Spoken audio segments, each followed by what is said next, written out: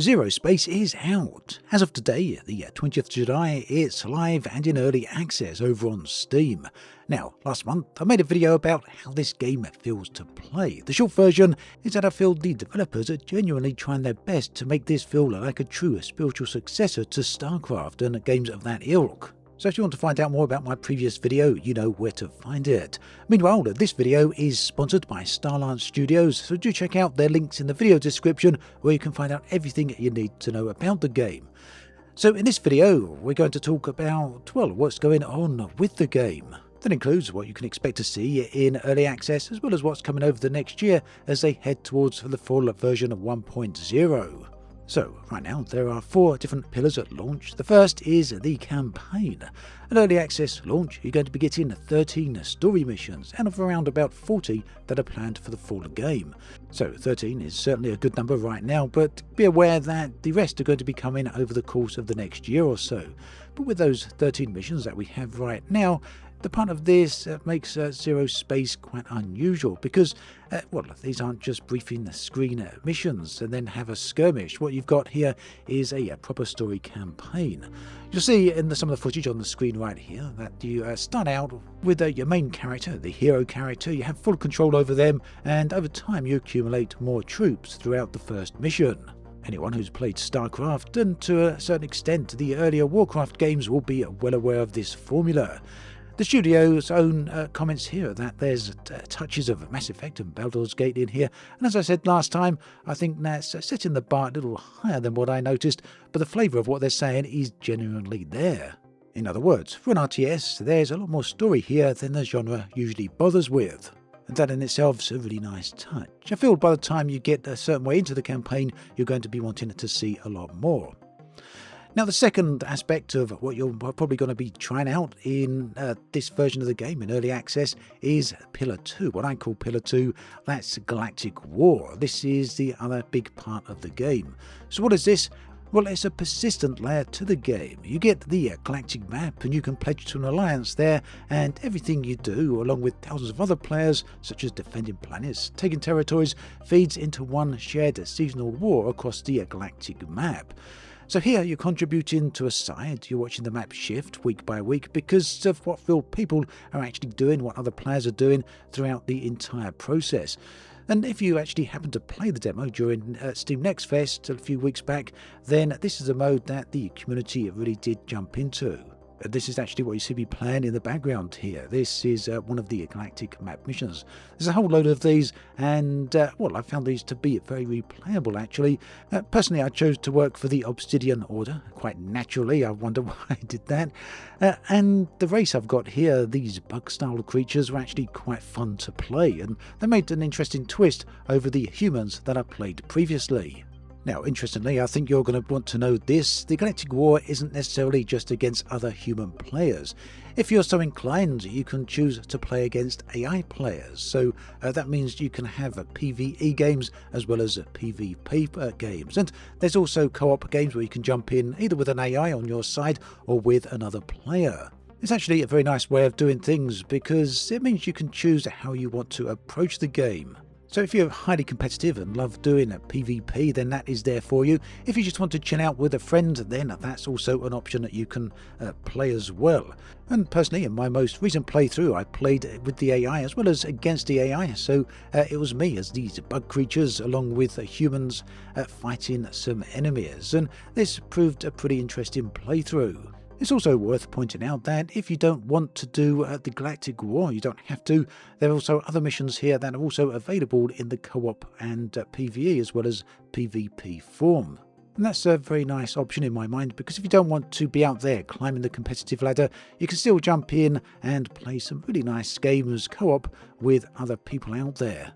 That's not to say that Zero Space isn't competitive, far from it. In fact, it does look like the developers are really pushing for this particular side of the thing. It is a competitive game, and that means, yes, you've got ranked 1v1 games, team games, custom lobbies, with all the main 4 factions that are playable.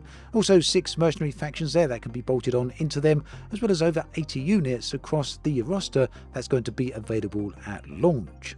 And this is where the StarCraft inspiration really does bleed through. It's one of the most telling details of just how seriously the developers are taking this side of the game.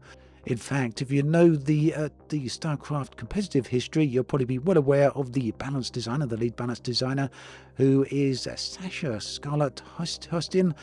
And if you know the competitive StarCraft 2 scene at all, you'll probably know that name. In fact, one of the most accomplished players in the game's history. So yeah, that's who's tuning the matchups that you're going to be playing.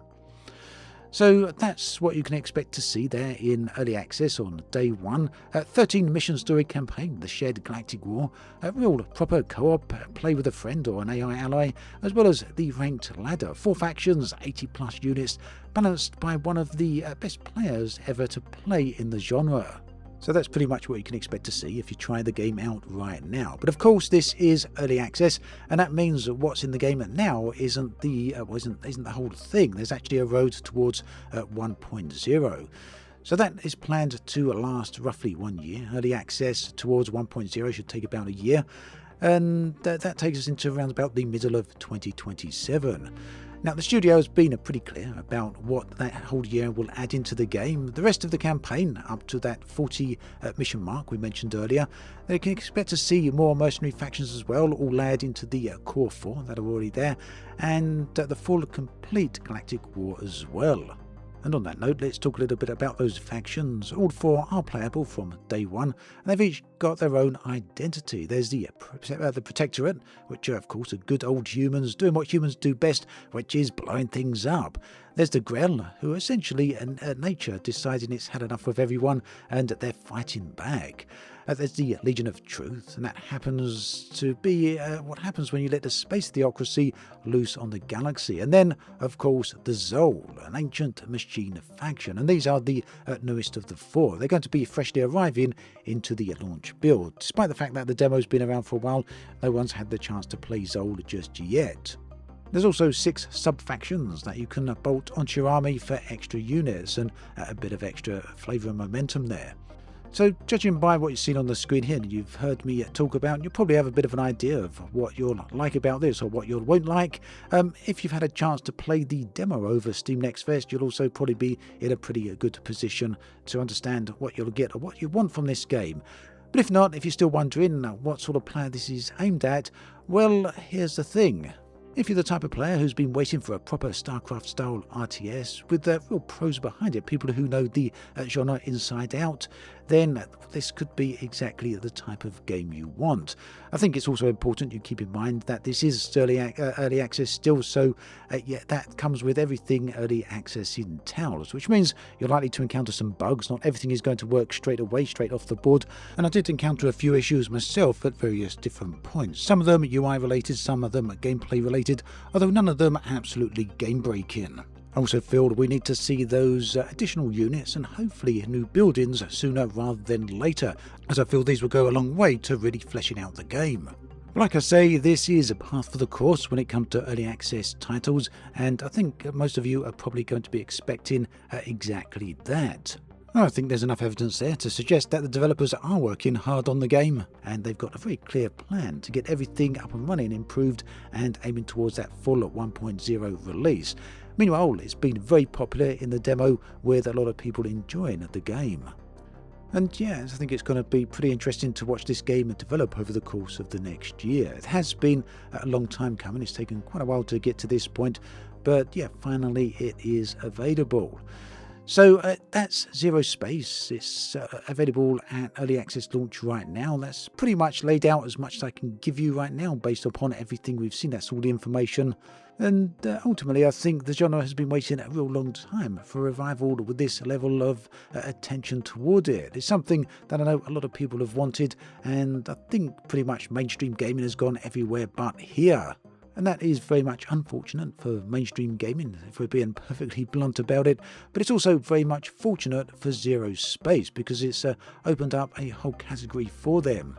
So do let me know what you think about all of this in the comments section below. Maybe you tried out the demo during the Next Fest and afterwards, because actually it's worth mentioning that this game was so popular, the demo was so popular during the Steam Next Fest, that the developers decided to keep the demo available all the way between Steam Next Fest and launch.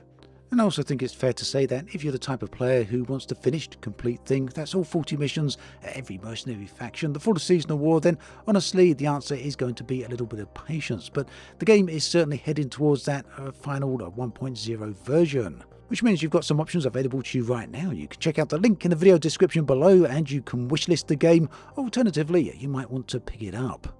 Either way, all the details are there for you to check out. Do take a look. Thanks for watching this video all the way through, and my thanks again to Starlance for sponsoring this video. Do take care, and I'll catch you next time.